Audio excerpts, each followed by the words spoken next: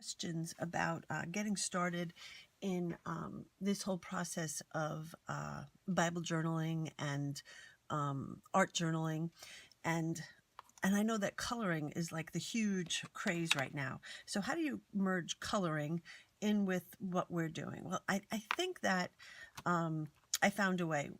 If you have a light box, you are set. You are good to go. What I would do is do a website search. I'm going to show you on my iPad what I've done. I can't show you my password. Stop it. Turn away. So what I did was I looked up just different coloring pages, and I like this one, My Cup Overflows with Your Blessings. So if I had a light box, I would just take this one out, copy it, download it, and then print it out, and then put it on my light box, and then okay, let me go through Lightbox. If I had a Lightbox and I love this image, I would copy this, I would print it, I would put it on my Lightbox, I would trace it on a regular piece of paper with a heavy-duty marker. I would put my Bible page over the Lightbox with this, and then trace this onto my Lightbox. So if you have a Lightbox, that's great. So then I started thinking about, well, people that don't have a Lightbox, like I got mine at like a garage sale, I think, and they were super duper cheap, but they can be an investment. So, okay, I know an iPad is more of an investment, but I thought, let's just give some options. So I use my iPad here to start this whole process. So I found my image that I liked. Then I took a screenshot of it. So in taking a screenshot of it, I think you do these two. Okay, so you heard that it took a screenshot. So now I can go to my photos and my pictures there. Now I can make it as big or as small as I want it.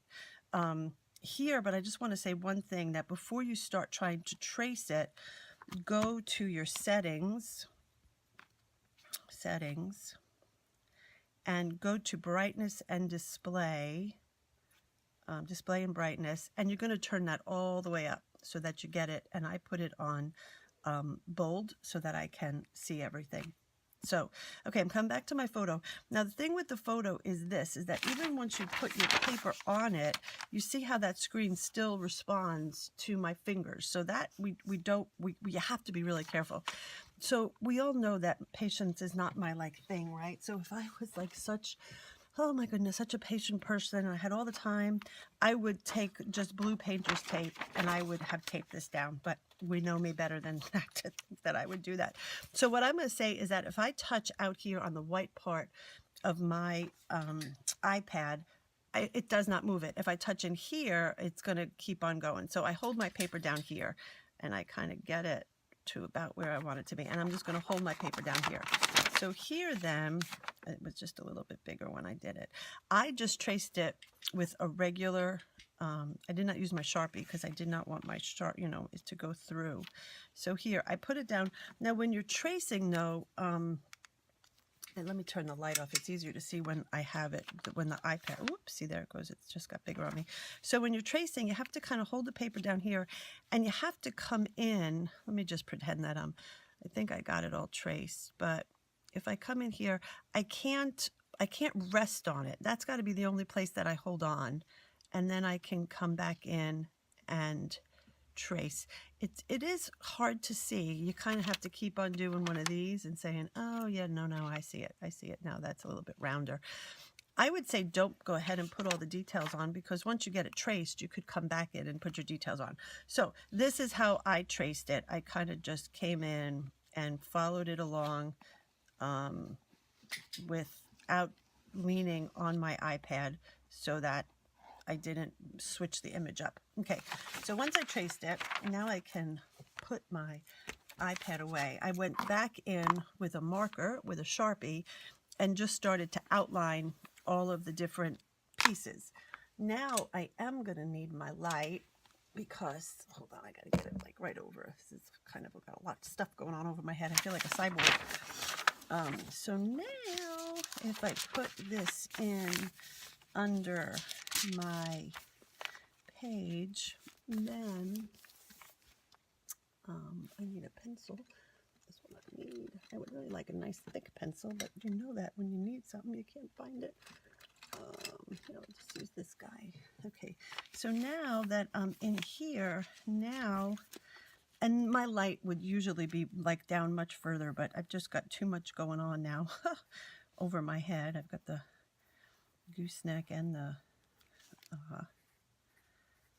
light. So now I can kind of come back in and trace out what I put down on that one. Now I didn't do, see on here, I do have, there were originally dots on that flower, this one here, but I can just go in and put those in. I don't have to waste time, like, you know, like surely we can then make it our own. This was found online, so I have to assume that if somebody's putting coloring pages online, that they are accessible for anybody to use, I would think. So, so you see that I can see it. It's a little bit hard to see, but I can get it done, and I can get it on there. Here is the, I'll just keep going a little bit. There's going to be a flower that's coming in over there. This is going to be dark, so I can come back in and get that in. Now this side I did not put the black marker on because I was being lazy. Ha! Best to be honest on a Sunday morning, right? I still can see it though, just from the original one right there. It comes, and it's coming down there. And here I've got, now I did not put on my original, this one here, the blessings, I just put it, I just moved it, but the blessings is not outlined a lot. So I do want to make that one be sort of like a double font, so a double line, so that I can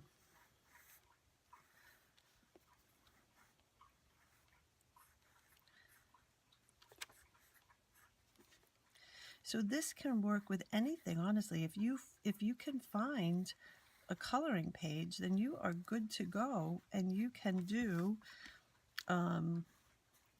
anything in your Bible. There's just no stopping you. As much as you can color, you can use this method and get something into you. Wait, I'm trying to see overflows. It's hard with the text right there. It starts about here, so it's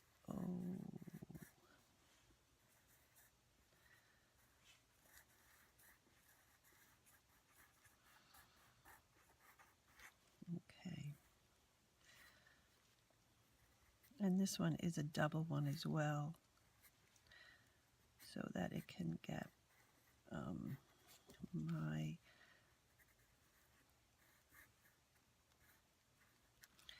overflows. All right, I see you're here. U-I-O, you are, where is with? I can't see with.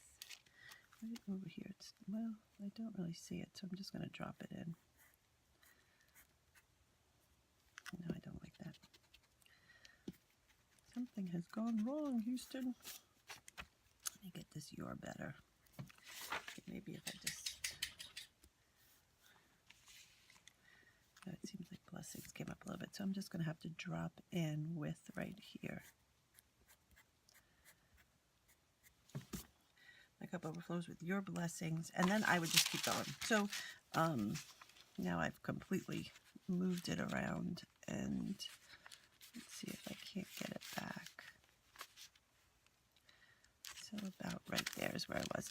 So that was my great idea. And then you get this cute little snazzy image into your Bible. Then you can color it in with your colored pencils, with whatever you like, and there's no stopping you. You can get Crayola colored pencils. You can get those twistables. They're fun.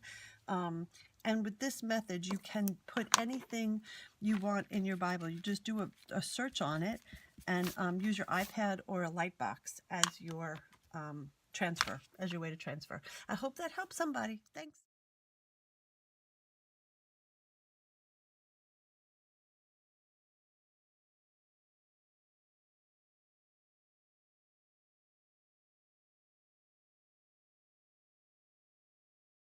I'm just holding this close as I finish up my sketching it in a black. I'm just using, my gosh, I don't even know what this is. It's just a gel point Uniball Signo gel stick. Is what I'm using. Where is it? There it is. So I'm just coming in and defining it, and I'm kind of making it my own. These lines were not in the original drawing. The shading wasn't in the original drawing in here. So I'm sort of claiming it as my own as I'm sort of rediscovering it in my book. So it's drawn in, but I get to kind of figure out how I want it to look and what I want to bring to life. I picked my light source, not on this particular one, but it should be coming from down here. So wherever I felt like there was a shadow, I kind of put in those shadows so that it would pop a little bit more. So that's what it's looking like so far. So in here, this was darker, and then this one was way darker, coming in the threads of the jar. You know, sorry, I'm holding actually while I'm doing this so that you guys can kind of see the whole thing coming to life, from tracing to come here.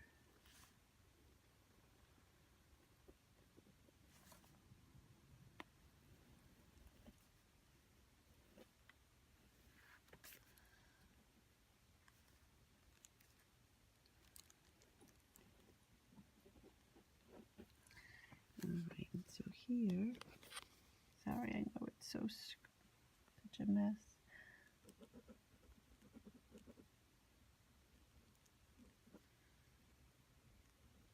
I'm just going to go ahead and put all of my highlights in and my shadows and my words, because I'm going to color it in with colored pencils.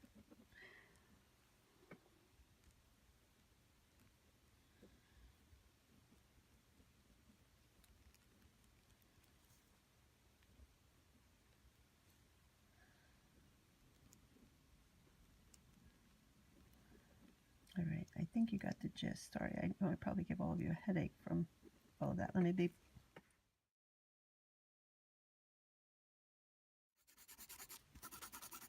I don't want to color in the whole jar, right? Because there's this idea of it being translucent. So I do want to pop in kind of that shadow down there, but then I'm not going to color it all in. I'm going to kind of leave part of it sort of like that. Okay, flowers I just get to have fun with, right? So here I go.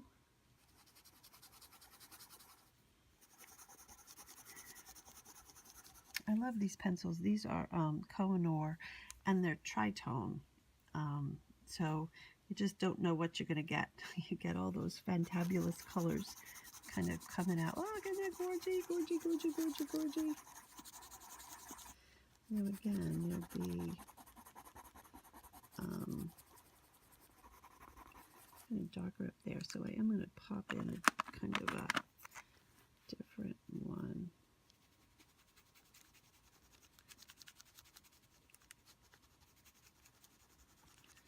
So that we get the darker, and then there'd be this darker coming in up off of the middle there. These will be darker.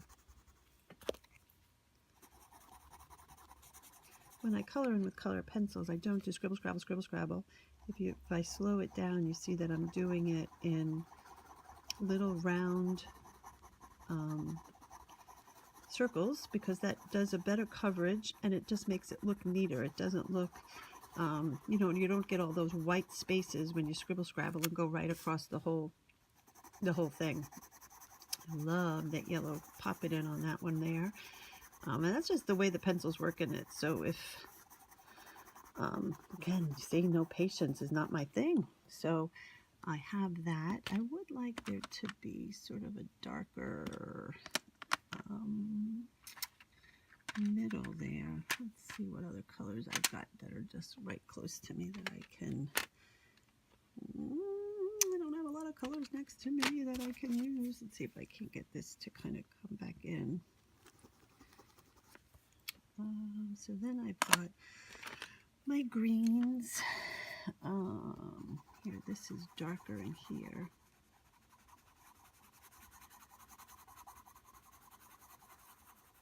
That would catch the shadow. And this is going to be darker in here because that's going to catch the shadow. This is going to be darker again because it's catching the shadow. These would start catching the light though.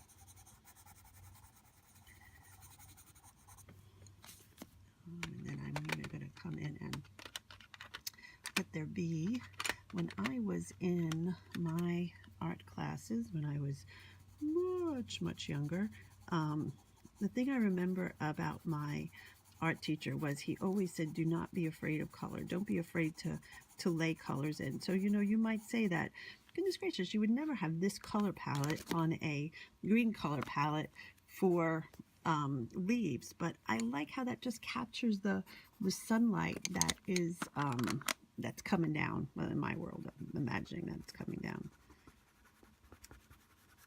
Okay, I think I am going to come in with a, sorry, I've got too much going on here. I think I'm going to come in with this green on this one. So you see how I am just playing and I'm just coloring in and shading and small circles when I use my colored pencils. No, don't do this. Oh, I hate it. I hate when people do that. Just little circles. Take your time and build the color up. Color pencils are about layering. You just keep layering and layering and layering. So that's what it looks like so far. I will shoot a picture of it when it is done. Thanks.